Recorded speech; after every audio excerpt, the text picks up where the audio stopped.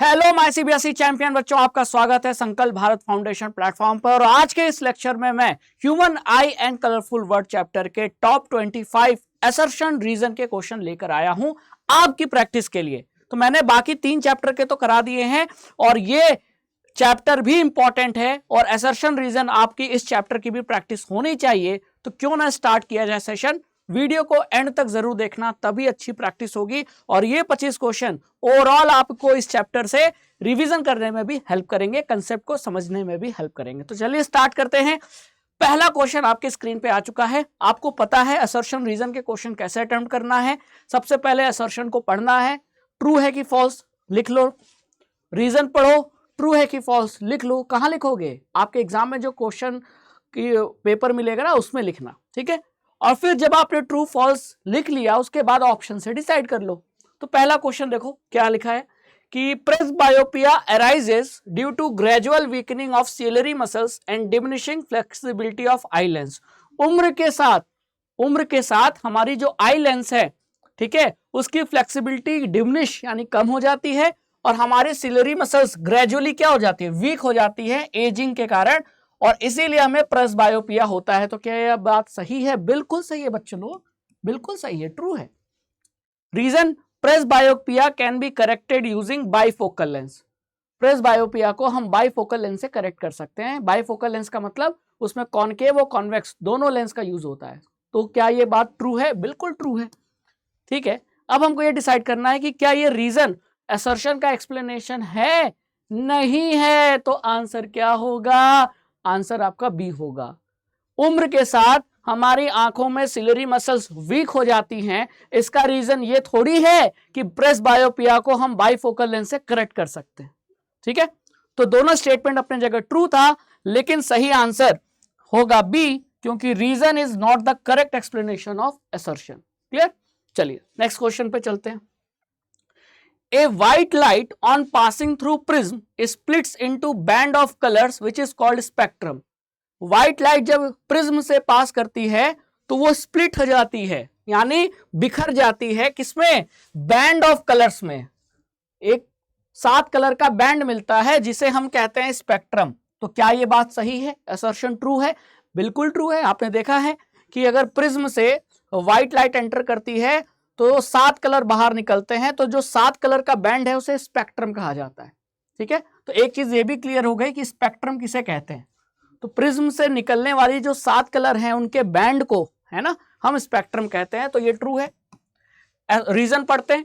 Different colours of light bend through different angles with respect to the incident ray as they pass through the prism. जब ये light prism में enter करती है तो जो 7 colour हैं स्पेक्ट्रम के वो बराबर बेंड नहीं होते, डिफरेंट एंगल पे बेंड होते हैं। यानी कोई ज्यादा बेंड हो रहा है, कोई कम बेंड हो रहा है, ठीक है। और इसीलिए जब बाहर आप देखते हो प्रिज्म से तो 7 कलर आपको दिखाई देते हैं। जब लाइट बाहर निकलती है प्रिज्म से तो 7 कलर दिखाई देते हैं, इसीलिए क्योंकि 7 कलर डिफरेंट एंगल पे बेंड हो रहे हैं। तो ये बात सही है क्या? Different colours of light bend through different angles, हाँ बात ट्रू है। लेकिन ऊपर वाले असर्शन का क्या ये रीजन एक्सप्लेनेशन है? बताओ, एक्सप्लेनेशन है? नहीं है। व्हाइट लाइट प्रिज्म क्या करता है? व्हाइट लाइट को स्प्लिट कर देता है और वो स्प्लिट जो कलर्स हुए उनके बैंड को स्पेक्ट्रम कहते हैं। तो इसका रीजन ये थोड़ी है, इसका रीजन ये थोड़ी है कि जो लाइट के कलर्स होते हैं वो डिफरेंट एंगल पे बेंड होते हैं, नहीं। तो दोनों स्टेटमेंट ट्रू है भाई। 7 कलर्स के बैंड को हम स्पेक्ट्रम क्यों कहते हैं? इसलिए कहते हैं क्योंकि जो लाइट के कलर्स हैं वो डिफरेंट एंगल पे बेंड हो रहे हैं, नहीं, इसलिए तो स्पेक्ट्रम कहते नहीं है। तो ये करेक्ट एक्सप्लेनेशन नहीं होगा, आंसर होगा बी। क्लियर? चलो अगले क्वेश्चन पे चलते हैं। क्वेश्चन नंबर 3 पढ़ो असर्शन। आप पहले सॉल्व करो, वीडियो को पॉज करके पहले आप अटेम्प्ट करो और फिर मेरे आंसर से मैच करना, और तब देखना कि आपका सही होता है कि नहीं। तो इससे आपको ना कॉन्फिडेंस मिलेगा। तो क्वेश्चन नंबर 3 अब आप अटेम्प्ट कर सकते हैं। सबसे पहला काम क्या करना है? असर्शन पढ़ना है। पढ़िए। Most of the refraction for the light rays entering the I occurs at the outer surface of lens. मतलब जो हमारे आंखों में लाइट रे एंटर कर रही है उस लाइट रे का जो अधिकतर रिफ्रैक्शन यानी मोस्ट ऑफ द जो रिफ्रैक्शन होता है वो लेंस के आउटर सरफेस पे होता है। क्या ये बात सही है? गलत। गलत है सर, तो सही क्या है? आउटर सरफेस ऑफ कॉर्निया में सबसे ज्यादा रिफ्रैक्शन होता है लाइट का, लेंस के आउटर सरफेस पे नहीं। रिफ्रैक्शन दोनों जगह होता है, कॉर्निया भी रिफ्रैक्शन करता है लाइट का और लेंस भी लाइट का रिफ्रैक्शन करता है, यानी बेंडिंग। लेकिन ज्यादा कहां होता है रिफ्रैक्शन? कॉर्निया के आउटर सरफेस पे। ये एनसीईआरटी में लिखा है। यहां क्या लिखा था? लेंस लिखा था, तो ये गलत हो गया। तो जैसे ही असर्शन गलत हुआ समझ जाना चाहिए डी ऑप्शन होगा, यानी रीजन तो ट्रू होना ही होना है। एक बार पढ़ लेते हैं। रीजन में क्या लिखा है? Light enters the I through a thin membrane called cornea. बात बिल्कुल सही है। जब लाइट एंटर करेगी तो सबसे पहले क्या मिलेगा लाइट को? आंखों का कौन सा पार्ट मिलेगा? कॉर्निया मिलेगा। तो सबसे पहले कॉर्निया से एंटर करेगी, इसके बाद फिर बाकी पार्ट्स मिलेंगे। तो ये ट्रू है, तो ऑप्शन क्या होगा हमारा? डी होगा। D is the right answer.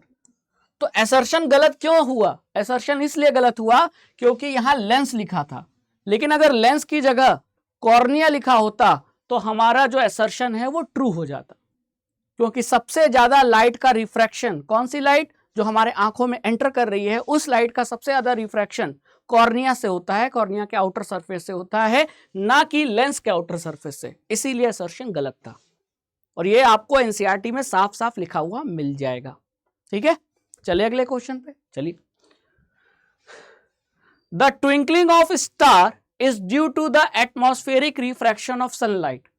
Star जो ट्विंकल करते हैं ना, जो तारे टिमटिमाते हैं, वो एटमॉस्फेरिक रिफ्रैक्शन ऑफ सनलाइट के कारण टिमटिमाते हैं। क्या ये बात सही है? सही है क्या? गलत। सन की लाइट के कारण स्टार क्यों ट्विंकल होगा? स्टार ट्विंकल होगा अपने खुद की लाइट, यानी स्टार की लाइट की वजह से। यहां अगर स्टार लाइट होता, स्टार की लाइट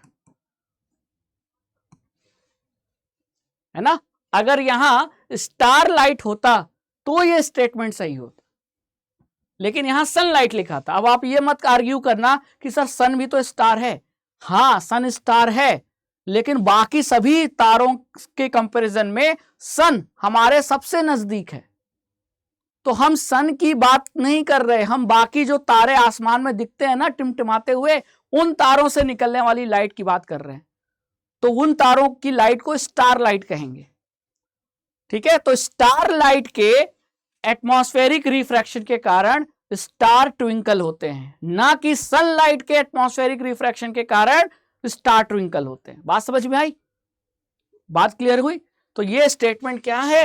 ये स्टेटमेंट गलत है, और असर्शन फॉल्स हो गया, तो एक ही ऑप्शन होगा। एक बार रीजन देख लेते हैं। The earth atmosphere bends star light towards the normal. The apparent position of the star is slightly different from its actual position। बात बिल्कुल ट्रू है, क्योंकि जैसे जैसे मान लो ये अर्थ, ये क्या है? अर्थ, और ये अर्थ का एटमॉस्फेयर, एटमॉस्फेयर में बहुत सारी लेयर्स। ठीक है, अब जैसे जैसे आप एटमॉस्फेयर में नीचे आओगे अर्थ के करीब, तो जो एटमॉस्फेयर का रिफ्रैक्टिव इंडेक्स है वो क्या होगा? बढ़ता जाएगा, और एटमॉस्फेरिक का इंडेक्स बढ़ता जाएगा एटमॉस्फेयर का, तो यानी ऊपर वाली लेयर रेयरर होगी और नीचे वाली लेयर डेंसर होगी। तो जब ये लाइट रेयरर से डेंसर की तरफ जाएगी तो किधर बेंड होगी? Towards normal. तो यहां भी तो लिखा है कि अर्थ एटमॉस्फेयर क्या करता है? स्टार लाइट को बेंड करता है, किधर? Towards normal. बात बिल्कुल सही है। ठीक है, तो हमारा आंसर क्या होगा? D is the right answer. ठीक है, ध्यान रखना, तारे टिमटिमाते इसलिए हैं क्योंकि तारों से आने वाली लाइट का एटमॉस्फेयर क्या करता है? रिफ्रैक्शन करता है, ना कि सन से आने वाली लाइट का एटमॉस्फेयर रिफ्रैक्शन करता है। तो एक छोटा सा वर्ड बदल दिया, पूरा आंसर बदल गया, है ना। चलो, क्वेश्चन नंबर 4 हो गया। अब आते हैं क्वेश्चन नंबर 5 पे। क्लियर? क्वेश्चन नंबर 5 क्या लिखा है? The sky appears dark. Sky, आसमान काला नजर आता है, किसको? पैसेंजर्स को, जो कि फ्लाई करते हैं एट वेरी हाई एल्टीट्यूड। तो पैसेंजर हाई एल्टीट्यूड पे फ्लाई तभी करेंगे जब वो किसी प्लेन से जा रहे हैं। तो प्लेन एकदम ऊपर उड़ रहा है, बहुत हाइट पर, इतने हाइट पर कि वो एटमॉस्फेयर, जैसे मान लो कि एस्ट्रोनॉट है, एस्ट्रोनॉट तो अर्थ के एटमॉस्फेयर से ऊपर चले जाते हैं ना, तो एस्ट्रोनॉट को आसमान काला नजर आता है कि नीला? तो आप कहोगे एस्ट्रोनॉट को, अंतरिक्ष के यात्रियों को काला नजर आता है। क्यों? ये रीजन देखते हैं। तो पहला स्टेटमेंट ट्रू है कि नहीं? बिल्कुल ट्रू है। धरती पर रहकर आसमान नीला दिखाई दे रहा है, लेकिन बहुत ऊपर चले जाओ, है ना, बहुत अर्थ के कंपैरिजन में बहुत हाइट पे चले जाओ तो आसमान नीला नहीं दिखाई देगा, काला दिखाई देगा। तो असर्शन बिल्कुल ट्रू है, द स्काई अपीयर्स डार्क। ऐसा क्यों? The scattering of light is not prominent at very high altitude. High altitude पर सन की जो लाइट है उसका बहुत ज्यादा स्कैटरिंग नहीं हो पाता। क्या ये बात सही है? बिल्कुल सही है। स्कैटरिंग होता तो ब्लू कलर दिखाई देता, स्कैटरिंग हाई एल्टीट्यूड पे नहीं हो पाता है, इसीलिए ब्लैक कलर का, डार्क कलर का स्काई नजर आता है। तो ये आपका ट्रू भी है और सही एक्सप्लेनेशन भी है। आंसर क्या होगा? ए होगा। ऐसे पैसेंजर जो बहुत हाई एल्टीट्यूड पर, हाइट पर क्या कर रहे हैं, फ्लाई कर रहे हैं, उनको आसमान काला क्यों नजर आता है? इसीलिए क्योंकि हाई एल्टीट्यूड पर एटमॉस्फेयर खत्म। जैसे एस्ट्रोनॉट, वो इतने ऊपर है कि वहां अर्थ का एटमॉस्फेयर नहीं है। No atmosphere, no particles, no particles, no scattering. और स्कैटरिंग होती तो ब्लू कलर दिखता, लेकिन जब स्कैटरिंग नहीं हो पा रही है हाई एल्टीट्यूड पे तो आसमान काला दिखाई देगा। तो रीजन तो बिल्कुल सही है ना, है कि नहीं? चलिए क्वेश्चन नंबर 6 पे चलते हैं। नेक्स्ट क्या पूछा है? असर्शन पढ़ो। The pupil regulates and controls the amount of light entering the eye. हमारा जो प्यूपिल का साइज है वो डिसाइड करता है कितना क्वांटिटी में, कितना अमाउंट में लाइट हमारे आंखों में, लेंस के अंदर एंटर करेगी। क्या ये बात सही है? हाँ बिल्कुल। प्यूपिल ही तो, प्यूपिल का साइज डिसाइड करता है। तभी आपने देखा होगा आंखों पे टॉर्च मारा जाए तो जो प्यूपिल है वो सिकुड़ जाती है। अंधेरे कमरे में जाओ तो प्यूपिल का साइज बढ़ जाता है। क्यों? अंधेरे कमरे में रोशनी नहीं है तो आंखों को ज्यादा रोशनी चाहिए। ये तभी हो पाएगा जब प्यूपिल की साइज बढ़ेगी और ज्यादा लाइट एंटर करेगी। तो इसमें थोड़ा समय लगता है, इसीलिए अंधेरे कमरे में आप जाओ तो थोड़ी देर तो कुछ नजर नहीं आता, लेकिन 1-2 मिनट के बाद फिर धीरे धीरे थोड़ा बहुत नजर आने लगता है। क्यों? क्योंकि उतने देर बाद प्यूपिल का साइज बढ़ गया और अब पहले के कंपैरिजन में ज्यादा लाइट जा रही है और आपको थोड़ा बहुत विजिबिलिटी बढ़ गई। तो बात ट्रू है।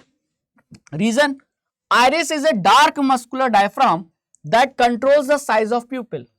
प्यूपिल का साइज कंट्रोल करने वाला कौन है? आइरिस है, जो कि एक मस्कुलर डायफ्राम है। बिल्कुल सही, स्टेटमेंट ट्रू है। ठीक है, क्लियर? बात बिल्कुल सही है कि आइरिस जो है वो प्यूपिल का साइज कंट्रोल करता है। अब हमारा आंसर क्या होगा? ए होगा कि बी होगा? बताओ। हमारा आंसर क्या होगा? हमारा आंसर होगा बी। प्यूपिल रेगुलेट करता है। क्यों? प्यूपिल रेगुलेट करता है क्या? लाइट एंटरिंग द आई। तो इसका रीजन ये थोड़ी है कि आइरिस एक डार्क मस्कुलर डायफ्राम है जो साइज ऑफ प्यूपिल को कंट्रोल करता है। ठीक है, क्लियर? चल next question number 7। The change in the curvature of eye lens can change its focal length. अगर हमारे आंखों के जो लेंस है उसका अगर हम कर्वेचर को चेंज कर दें तो लेंस का फोकल लेंथ भी चेंज हो जाएगा। बिल्कुल ट्रू। कर्वेचर, कर्वेचर का मतलब लेंस मोटा है कि लेंस पतला है। तो लेंस मोटा होगा तो फोकल लेंथ कम होगी, लेंस पतला होगा तो फोकल लेंथ ज्यादा होगी। यानी कर्वेचर पे डिपेंड करता है फोकल लेंथ। तो ये स्टेटमेंट बिल्कुल ट्रू है। Reason, the curvature of eye lens can not be modified by the ciliary muscles. Ciliary muscles का जो सिलरी मसल्स जो हैं वो लेंस के कर्वेचर को मॉडिफाई नहीं कर सकती। अरे कर सकती हैं, तभी तो हम दूर और पास दोनों का देख पाते हैं।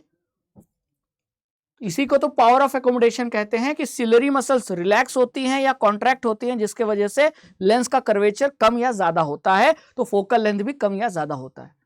तो कर सकती हैं। Curvature of eye lens can be modified by ciliary muscles. यहां लिखा था कैन नॉट बी, तो ये स्टेटमेंट हो गया false. Assertion true, reason false, तो हमारा आंसर क्या होगा? हमारा आंसर सी होगा। ठीक है, ठीक है, ध्यान रखना, अगर हमें पास का देखना है तो फोकल लेंथ लेंस की कम होनी चाहिए, अगर हमें दूर के ऑब्जेक्ट्स को देखना है तो आंखों के लेंस का फोकल लेंथ ज्यादा होना चाहिए।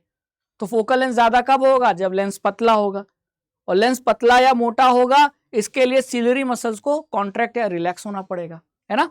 तो अब आपको समझ में आ गया, यानी लेंस का जो कर्वेचर है वो सिलरी मसल्स चेंज कर सकती हैं, मॉडिफाई कर सकती है। ठीक है, चल question number 8, sometimes the crystalline lens of the people at old age become milky and cloudy. This condition is called cataract. मोतियाबिंद, आपने देखा ना, मोतियाबिंद में क्या होता है? आंखें सफेद हो जाती हैं बूढ़े लोगों की। क्यों होता है? क्योंकि जो हमारा लेंस है ना वो किसका बना है? प्रोटीन का बना है। तो जैसे अंडे को उबालते हैं तो सारा प्रोटीन कोगुलेट कर जाता है, प्रोटीन की जो चेन होती है वो टूटकर एक दूसरे से मिक्स हो जाती है, जिसकी वजह से जो अंडा लिक्विड था अभी वो उबलने के बाद क्या हो जाता है? सॉलिड। ठीक उसी तरह जैसे जैसे हमारा उम्र बढ़ती है, हमारी एज बढ़ती है, हमारे आंखों का जो लेंस है जो कि प्रोटीन से बना है, उस प्रोटीन के भी चेन कोगुलेट कर जाते हैं, टूटकर आपस में मिक्स हो जाते हैं, और जब ऐसा होता है तो जो लेंस है वो सफेद नजर आता है, और इसी बीमारी को कैटरेक्ट कहते हैं, है ना। Sometimes the crystalline lens of people at old age becomes milky. Lens milky हो जाता है, वो क्लाउडी हो जाता है, इसी को कैटरेक्ट कहते हैं। बिल्कुल ट्रू। कैटरेक्ट का मतलब हमारा लेंस सफेद दिखने लगे, मिल्की यानी सफेद दिखने लगे। और ऐसा होता क्यों है? मैंने आपको बता दिया, लेंस जिस प्रोटीन का बना होता है वो प्रोटीन कोगुलेट कर जाता है। कोगुलेट का मतलब कि प्रोटीन की चेन टूट जाती है और आपस में उलझ जाती है।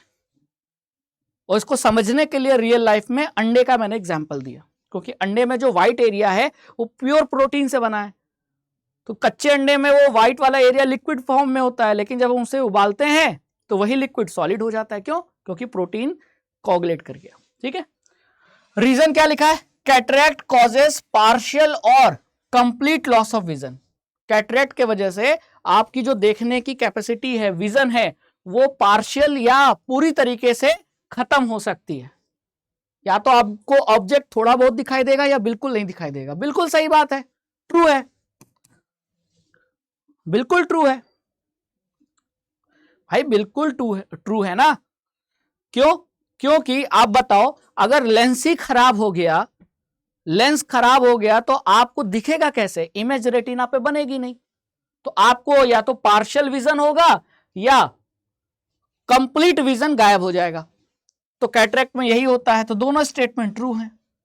लेकिन अब आपको बताओ, क्या रीजन ऊपर वाले असर्शन का एक्सप्लेनेशन है कि लेंस जो है वो मिल्की या क्लाउडी हो जाता है? रीजन, इसका रीजन ये होना चाहिए कि प्रोटीन जो लेंस में होते हैं वो कोगुलेट कर जाते हैं, इसलिए जो लेंस होता है वो मिल्की हो जाता है। लेकिन ये रीजन थोड़ी लिखा था। रीजन में लिखा है कि कैटरेक्ट में जो आपको विजन है वो कम हो जाती है। तो ये रीजन तो नहीं है। हाँ, स्टेटमेंट ट्रू है, तो हमारा आंसर क्या होगा? बी होगा। ठीक है, समझ में आई बात? चल next, A rainbow is caused by the dispersion of sunlight bye tiny water droplet present in the atmosphere. Rainbow का फॉर्मेशन कब होता है? जब हवा में मौजूद पानी की छोटी छोटी टाइनी वाटर ड्रॉपलेट बूंदे सनलाइट को क्या करती हैं? डिस्पर्स करती हैं। तो बात बिल्कुल ट्रू है, इसमें कोई गलत राय है ही नहीं। Reason, a rainbow is an artificial spectrum appearing in the sky after a rain shower. बारिश के बाद अपीयर होने वाला जो स्पेक्ट्रम है वो रेनबो है। तो क्या रेनबो आर्टिफिशियल स्पेक्ट्रम है? गलत, यहां गलती थी, नेचुरल स्पेक्ट्रम है। Rainbow is a natural spectrum, nature में होने वाला डिस्पर्सन के कारण जो 7 कलर स्पेक्ट्रम दिखाई देते हैं वो है रेनबो, आर्टिफिशियल थोड़ी है। क्या रेनबो का फॉर्मेशन हम घर में एक्सपेरिमेंट करके करते हैं? नहीं, नेचर में अपने आप इंद्रधनुष बनता है। तो ये एक नेचुरल स्पेक्ट्रम है, लेकिन लिखा क्या था? आर्टिफिशियल स्पेक्ट्रम, इसीलिए ये स्टेटमेंट फॉल्स है। Assertion true, reason false. हमारा C option is the right answer. ठीक है, चलो next question number 10। In a myopic eye the image of distant object is formed in front of retina. Myopic eye में जो image बनती है object की वो रेटिना के फ्रंट में बनती है। बात सही है क्या? Reason, myopia is also known as near sightedness. तो पहले असर्शन बताओ, ट्रू है कि फॉल्स है? बिल्कुल ट्रू है। मायोपिया में जो इमेज बनती है ऑब्जेक्ट की वो रेटिना पे नहीं बनती, रेटिना के आगे बनती है, यानी फ्रंट में बनती है। मतलब अगर ये रेटिना है तो इमेज यहां बन रही होगी, यहां बन रही होगी, यानी इन फ्रंट ऑफ रेटिना। बिल्कुल ट्रू है। तभी तो रेटिना, इमेज रेटिना पे बने इसके लिए आपको कॉन्केव लेंस पहनना पड़ेगा चश्मे में, ताकि जो इमेज यहां बन रही थी उसको ये लेंस क्या कर दे, डाइवर्ज कर दे, और अब ये इमेज रेटिना पे बनेगी तो दिखाई देने लगेगी। रीजन, मायोपिया को हम क्या कहते हैं, is also known as near sightedness. Myopia को नियर साइटेडनेस भी कहा जाता है। बिल्कुल ट्रू। नियर साइटेडनेस मतलब पास का दिखता है, दूर का नहीं दिखता है। अब ट्रू तो हो गया, असर्शन रीजन दोनों ट्रू है, लेकिन क्या रीजन सही एक्सप्लेनेशन है? मायोपिया को हम नियर साइटेडनेस कहते हैं, क्या ये रीजन है इस चीज का, असर्शन का? हाँ कि नहीं? नहीं यार, ये रीजन थोड़ी है ना। आंसर बी होगा।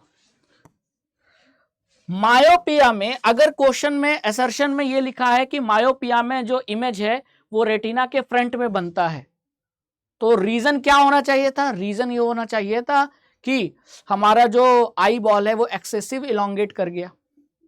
ये होता तब बोल सकते थे। ठीक है, क्लियर? लेकिन ऐसा नहीं लिखा है, तो ये स्टेटमेंट बी होगा। बात समझ में आ गई? चलिए question number 11, the angle between emergent ray and refracted ray in glass prism is known as angle of deviation. किसी ग्लास प्रिज्म में 3 टाइप की रे होती है, इंसिडेंट रे, रिफ्रैक्टेड रे और एमर्जेंट रे। तो एंगल ऑफ डेविएशन किसके बीच होता है? इंसिडेंट रे और एमर्जेंट रे। इंसिडेंट रे और एमर्जेंट रे के बीच में एंगल ऑफ डेविएशन बनता है। लेकिन यहां क्या लिखा था?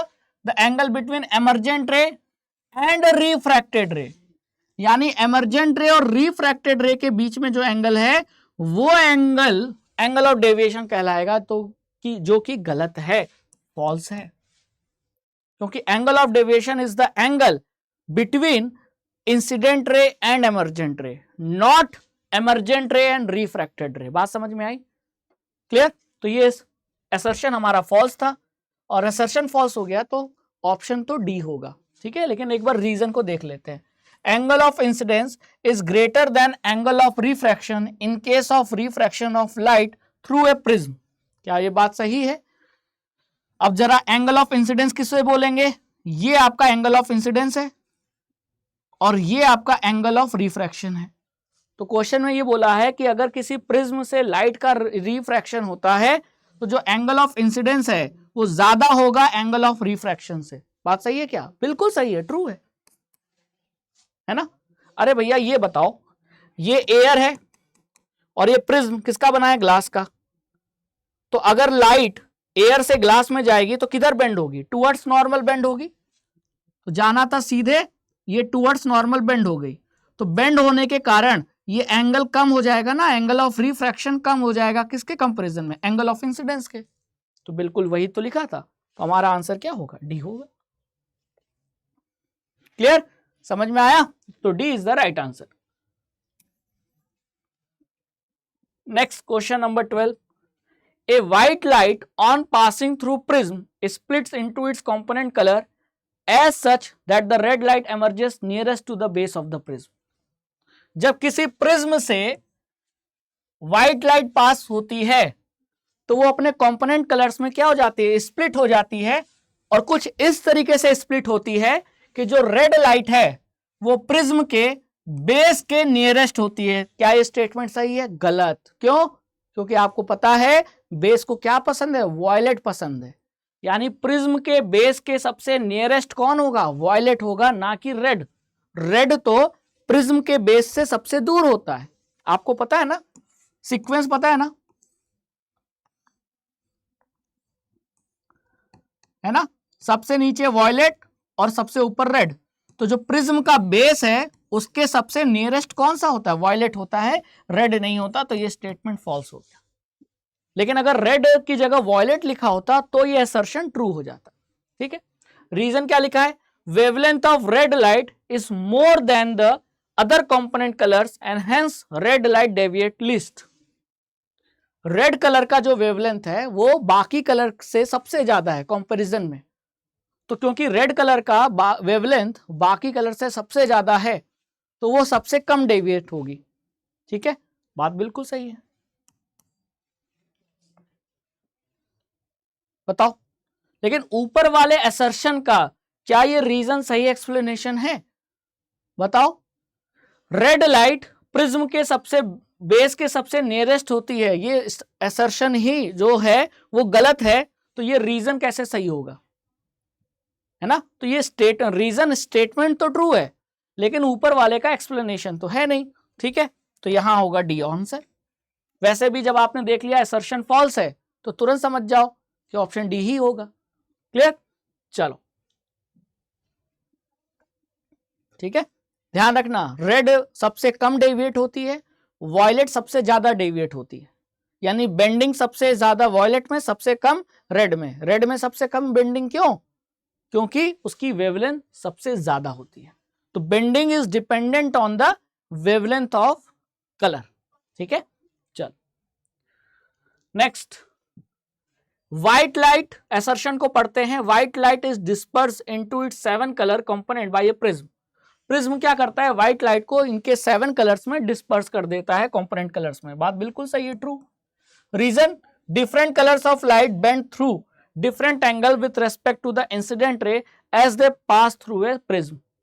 तो व्हाइट लाइट जब प्रिज्म से पास करती है तो वो 7 कलर में, 7 कंपोनेंट कलर में स्प्लिट हो जाती है। क्यों हो जाती है? इसीलिए क्योंकि जो 7 कलर हैं वो अलग अलग एंगल पे बेंड होते हैं। तो bend through different angle, same angle पे बेंड होते हैं तो सभी 7 कलर एक साथ बाहर निकलते, है ना। लेकिन सभी 7 कलर में जो बेंडिंग है वो डिफरेंट है क्योंकि सातों कलरों का वेवलेंथ अलग अलग है। तो कोई ज्यादा बेंड होगी, कोई कम बेंड होगी, और इसके वजह से आपको 7 अलग अलग कलर दिखाई देंगे। यानी कि ऊपर वाले असर्शन का ये प्रॉपर एक्सप्लेनेशन भी है, ट्रू भी है। तो ए ऑप्शन होगा। क्या होगा? A option. तो प्रिज्म में एंटर करने वाली व्हाइट लाइट 7 कलर में क्यों स्प्लिट हो जाती है? इसीलिए 7 कलर में स्प्लिट हो जाती है क्योंकि जो बेंडिंग है 7 कलर्स में वो सेम नहीं है, अनइक्वल है, डिफरेंट बेंडिंग है। कोई ज्यादा बेंड हो रही है, कोई कम बेंड हो रही है। वॉयलेट ज्यादा बेंड होती है इसीलिए वो नीचे आ जाती है प्रिज्म के बेस के करीब वॉयलेट, और सबसे कम बेंडिंग रेड में होती है इसलिए सबसे ऊपर वो। ठीक है, चलो क्वेश्चन नंबर 14, बात समझ में आ गई। The phenomenon of scattering of light by the colloidal particles give rise to Tyndall effect. अगर किसी कोलाइडल पार्टिकल से लाइट टकराती है तो लाइट का रास्ता नजर आता है और इसी इफेक्ट को टिंडल इफेक्ट कहते हैं। तो क्या ये स्टेटमेंट ट्रू है? बिल्कुल ट्रू है। टिंडल इफेक्ट का मतलब आपने देखा होगा ना, टिंडल इफेक्ट जैसे अंधेरे कमरे में खिड़की है और खिड़की से रोशनी आ रही है, तो जब रोशनी आ रही है तो उसका रास्ता आपको नजर आएगा कि ये देखो रोशनी ऐसे जा रही है, और रोशनी में धूल के कारण पार्टिकल्स आपको नजर आएंगे ऐसे ऐसे मूव करते हुए। तो अंधेरे कमरे में आपको सूरज की रोशनी का रास्ता नजर आएगा अगर वो खिड़की से, वो रोशनदान से वो लाइट आ रही है तो इसी को टिंडल इफेक्ट कहते हैं। रास्ते का नजर आना, किसके रास्ते का? लाइट के रास्ते का नजर आना। और ये तभी होता है जब लाइट पार्टिकल से टकराती है, और पार्टिकल अगर कोलाइडल पार्टिकल हैं तो भी वो लाइट को क्या कर देते हैं? बताओ, लाइट को अलग अलग डायरेक्शन में मोड़ देते हैं। ठीक है, तो इसके कारण लाइट का पाथ नजर आता है, इसी को टिंडल इफेक्ट कहते हैं। बिल्कुल ट्रू। रीजन क्या लिखा है? The colour of the scattered light depends on the size of the scattering particles.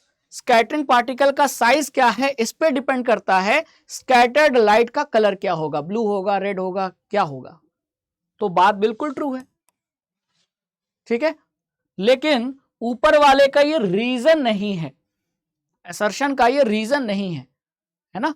Tyndall effect अलग स्टेटमेंट है और ये एक अलग एक्सप्लेनेशन है। क्लियर? तो हमारा आंसर होगा बी, क्योंकि दोनों स्टेटमेंट ट्रू हैं लेकिन करेक्ट एक्सप्लेनेशन नहीं है। फिर next question number 15, the focal length of the eye lens आंखों के लेंस का जो फोकल लेंथ है can be decreased below a certain minimum limit.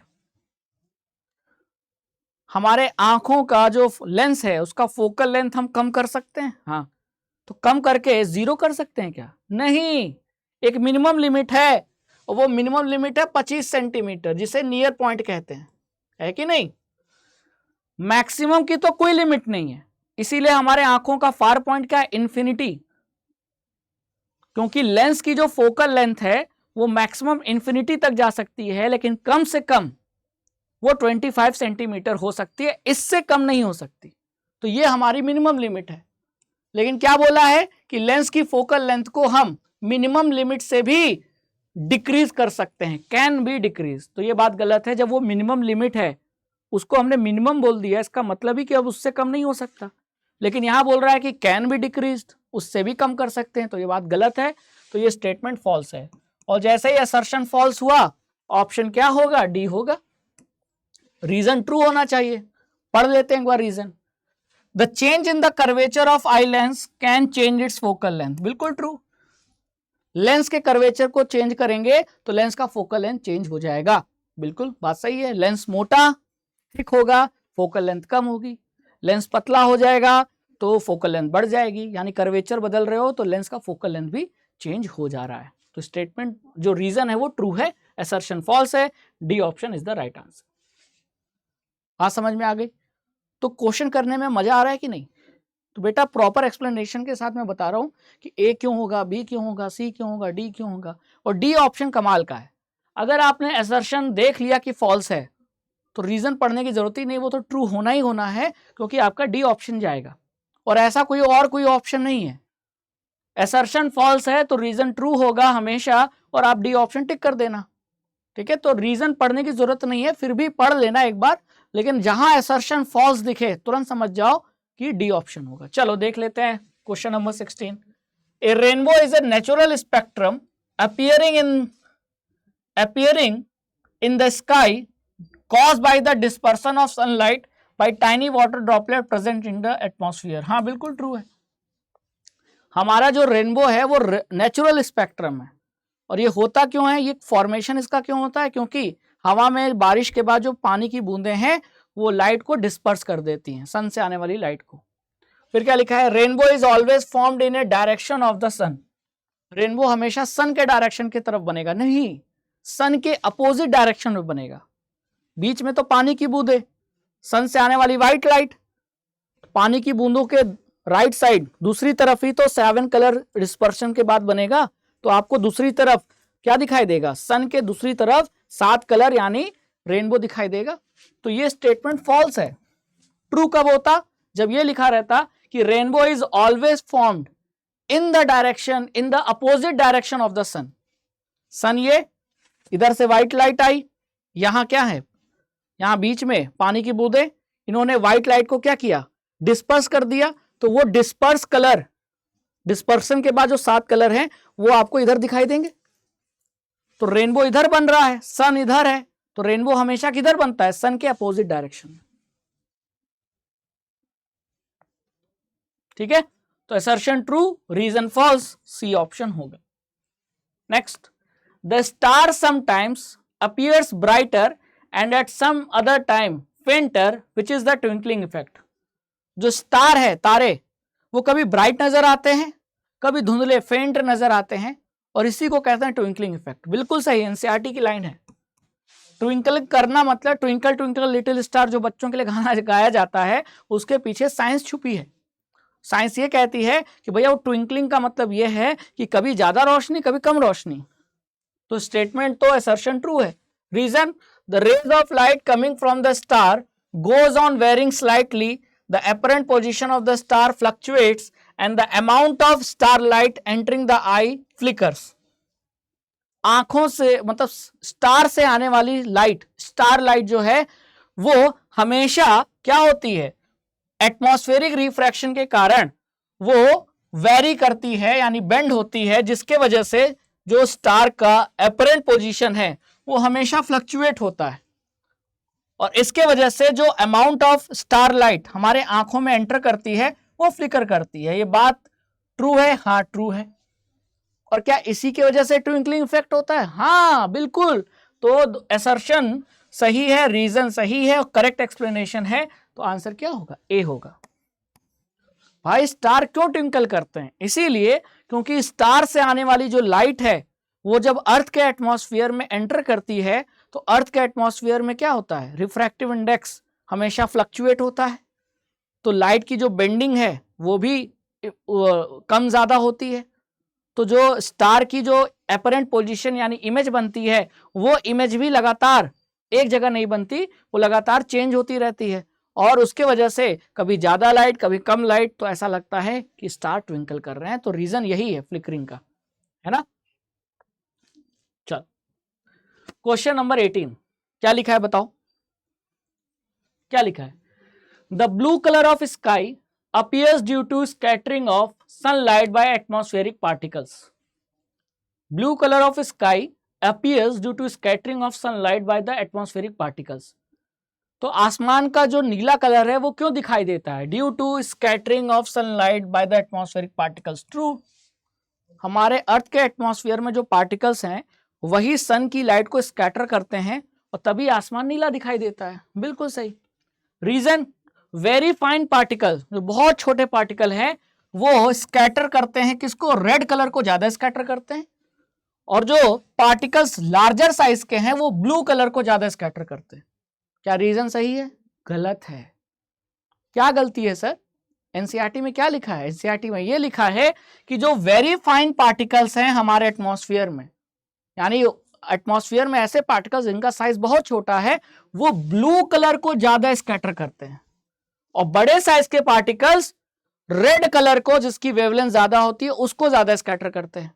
लेकिन यहां उल्टा लिखा था कि छोटे साइज के पार्टिकल रेड कलर को ज्यादा स्कैटर कर रहे हैं, जबकि ऐसा नहीं है, ब्लू कलर को ज्यादा स्कैटर करते हैं। इसीलिए ये स्टेटमेंट फॉल्स है। तो असर्शन ट्रू, रीजन फॉल्स, हमारा ऑप्शन क्या होगा? सी होगा। ठीक है, तो एनसीईआरटी को अच्छे से पढ़ो। तो मैंने कोशिश की है कि एनसीईआरटी से मैंने असर्शन रीजन के क्वेश्चन बनाए हैं ताकि आपकी हैबिट बने कि एनसीईआरटी अच्छे से पढ़ो, तो ही असर्शन रीजन के क्वेश्चन आप आसानी से आंसर दे पाओगे। ठीक है, नेक्स्ट, एनसीईआरटी की लाइन से ही असर्शन रीजन बनेगा, ये ध्यान रखना। Question number 19, a student has difficulty reading the black board while sitting in the last bench of the classroom. एक स्टूडेंट है जो क्लासरूम के लास्ट बेंच पे बैठकर, ठीक है, उसको डिफिकल्टी हो रही है किसमें? ब्लैक बोर्ड को रीड करने में। तो क्या ये स्टेटमेंट ट्रू है? हाँ ट्रू है, क्योंकि लिखा है, एज ए फैक्ट बताया है ना, क्योंकि ये चीज बताई गई है कि मान लो ऐसा है, तो मानना है मतलब ट्रू है कि स्टूडेंट डिफिकल्टी फेस कर रहा है reading the black board while sitting in the last bench of the classroom. Reason क्या लिखा है? The power of accommodation of eye usually decreases with ageing. Ageing के साथ, यानी उम्र बढ़ने के साथ, बुढ़ापा आने की वजह से जो हमारे लेंस का जो फोकल लेंथ को कम ज्यादा करने की जो कैपेसिटी है, जिसे हम पावर ऑफ एकोमोडेशन कहते हैं, वो डिक्रीज हो जाती है। यानी पहले जब हम जवान हैं तो हमारे लेंस के फोकल लेंथ को हम बहुत ज्यादा चेंज कर सकते हैं, कम ज्यादा कर सकते हैं, जिसको हम पावर ऑफ एकोमोडेशन कहते हैं।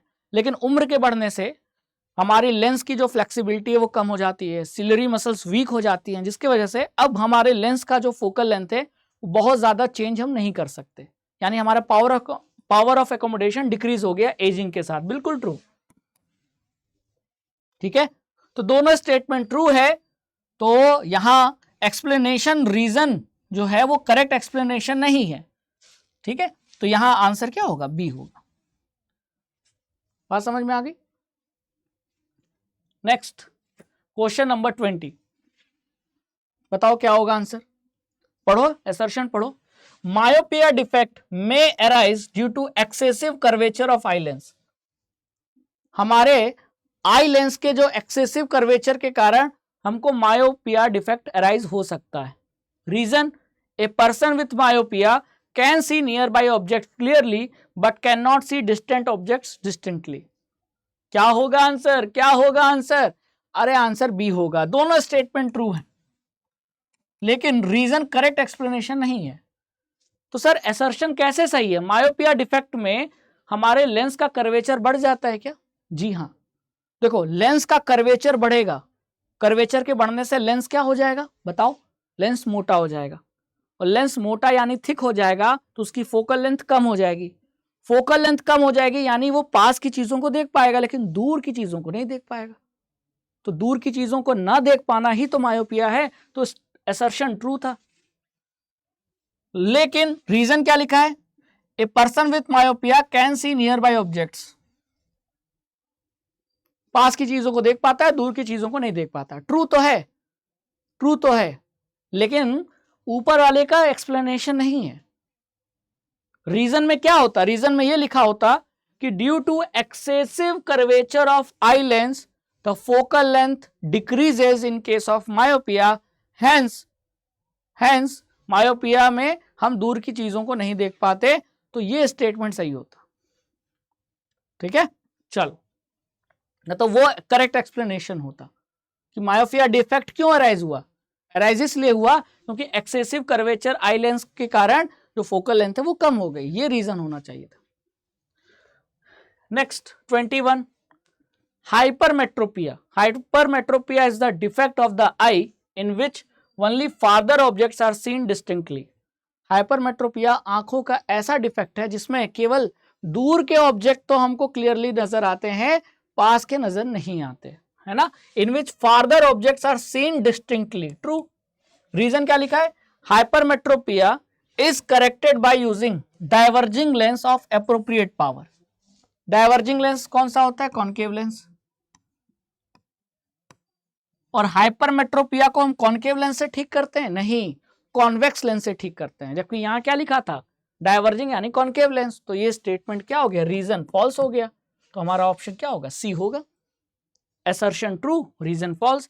लेकिन अगर ये लिखा रहता कि hypermetropia is corrected by converging lens तो रीजन ट्रू हो जाता, है ना। तो याद रखना, मायोपिया को कॉनकेव लेंस से ठीक करते हैं, हाइपरमेट्रोपिया को कॉन्वेक्स लेंस से ठीक करते हैं। क्वेश्चन नंबर 22, क्या लिखा है? If earth had no atmosphere then the sky would have look dark. अगर अर्थ पे एटमॉस्फेयर ना हो तो स्काई जो है वो काला नजर आए। बिल्कुल ट्रू।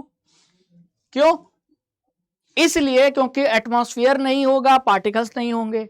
पार्टिकल्स नहीं होंगे तो सनलाइट को कोई स्कैटर नहीं करेगा, और सनलाइट को स्कैटर नहीं करेगा तो नीला कलर आसमान में बिखरेगा नहीं, तो आसमान नीला थोड़ी, काला ही तो नजर आएगा।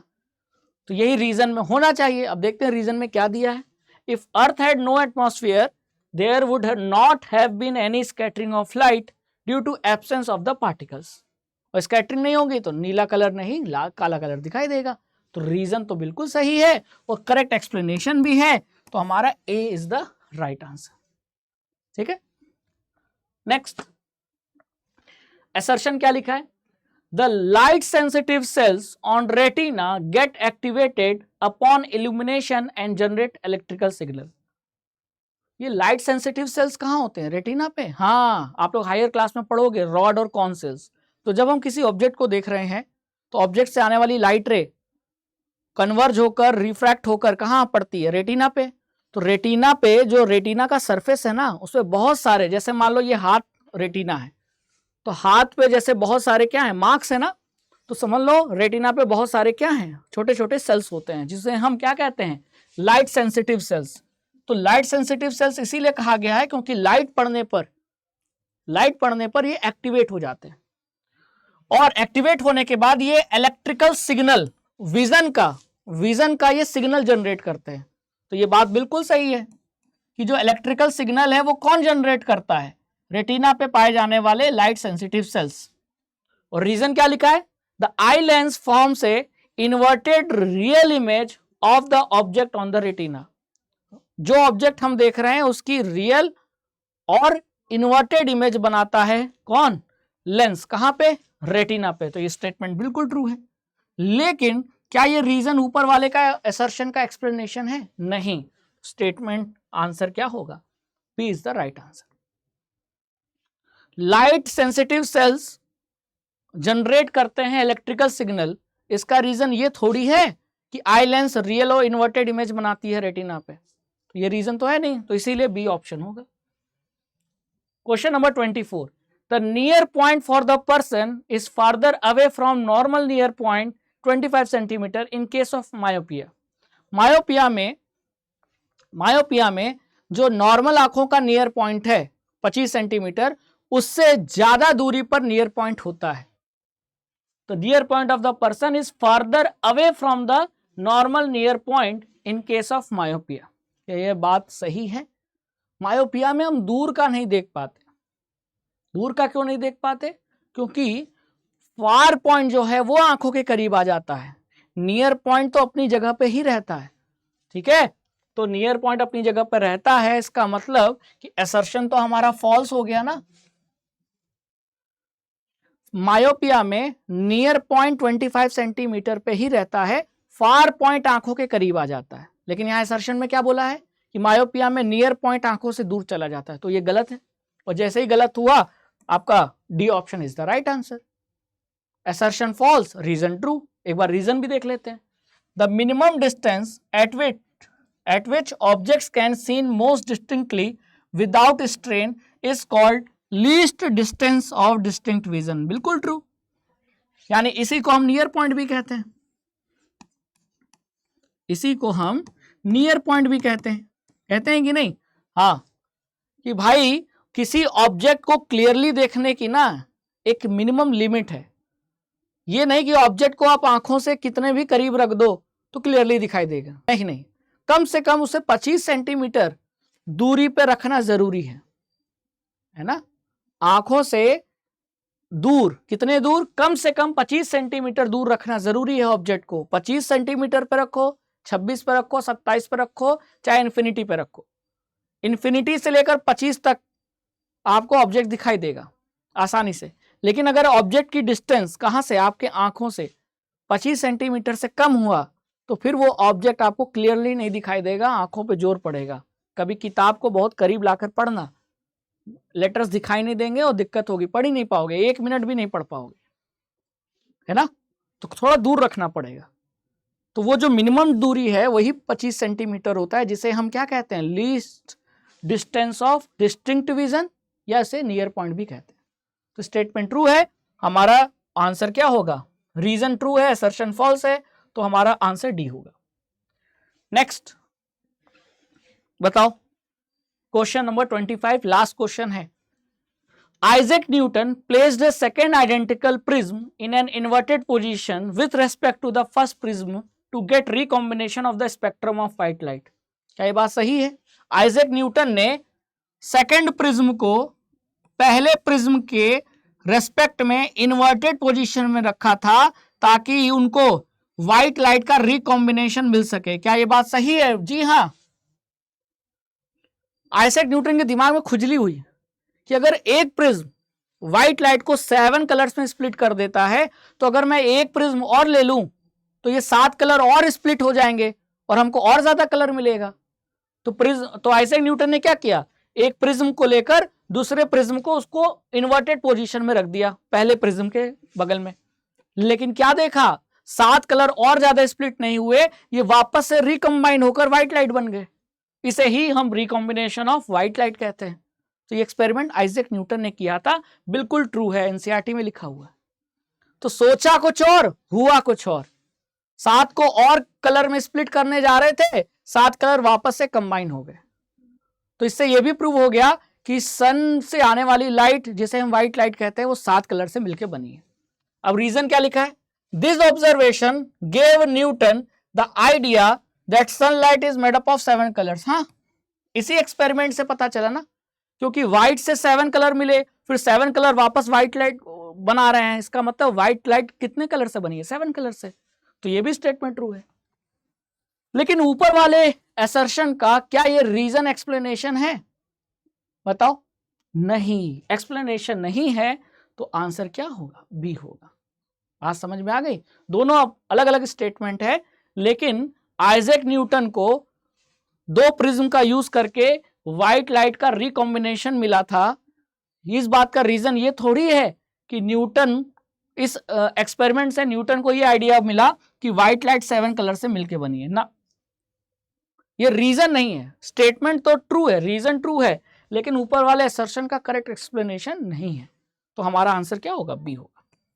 ठीक है, चलिए, तो इस तरीके से हमने human I and colourful word chapter के टॉप 25 असर्शन रीजन के क्वेश्चन प्रैक्टिस किए।